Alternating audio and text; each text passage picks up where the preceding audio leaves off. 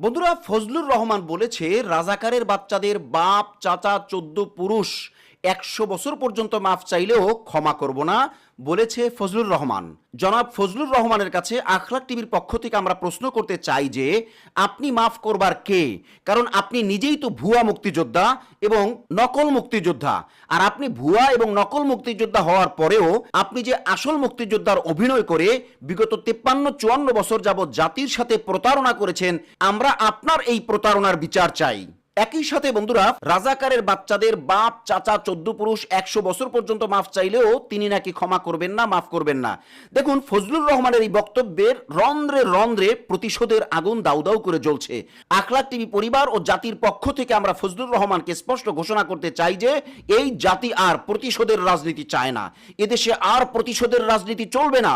অতএব ফজলুর রহমানের এই প্রতিশোধমূলক বক্তব্য সহ ফজলুর রহমানকে আমরা